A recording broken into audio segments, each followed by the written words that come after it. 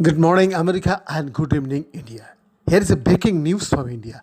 India is fully prepared to hold ground in eastern Ladakh against China for as long as it takes to meet national objectives, said the army chief on Tuesday, even as his 13 lakhs force rebalances towards the line of actual control as the primary front from the decades-long focus on Pakistan. There is no doubt China and Pakistan together form a potent threat for India, and the threat of collusivity cannot be wished away. The collusive threat is not just a strategic paper on talk, it's manifesting itself on the ground, said General M.M. Narvani, speaking ahead of the Army Day on January 15. He expressed hope India and China would amicably resolve the 9-month-long military confrontation in East Ladakh.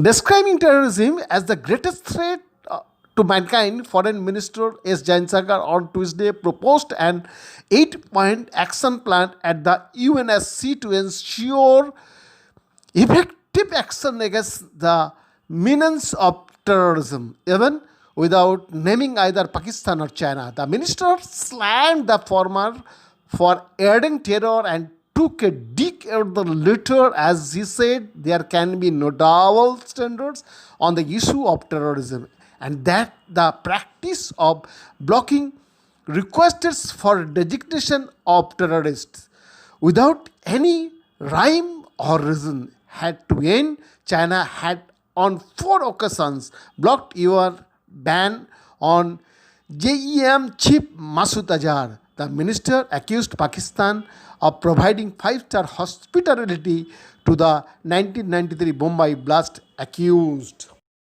Now, breaking news from America. U.S. Secretary of State Mike Pompeo said on Tuesday, without providing hard evidence, that Al-Qaeda had established a new home base in Iran and that it was time for America and all free nations to crush the Iran Al-Qaeda axis. The comments rejected by Iran as were mongering lies, in some ways echoed former US President George W. Bush's 2002 description of Iraq, Iran and North Korea as part of an axis of bubble, a comment he made about a year before invading Iraq.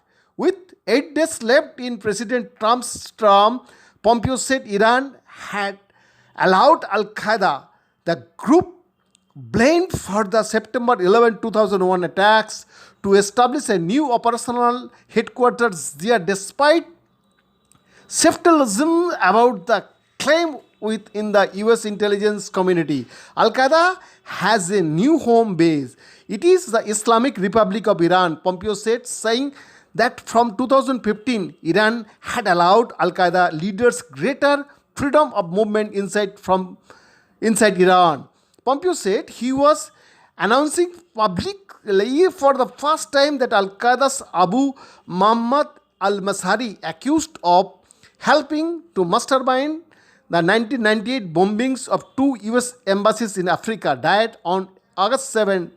Last year, the reported al-Masari was killed by Israeli operatives in Iran. Iran denied the report, saying there were no Al-Qaeda terrorists on its soil. Pompeo also asserted that Iran had provided safe havens as well as logistical support such as ID cards and passports to enable Al-Qaeda activity, and said the group had centralized its leadership inside Iran.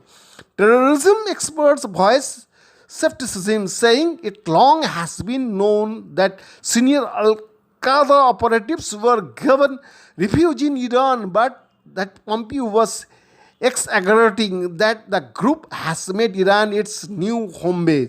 A source familiar with US intelligence said that Pompeo's rhetoric may be to sabotage President-elect Joe Biden's expected efforts to restore the 2015 Iran nuclear deal. BN Raj report for TV USA.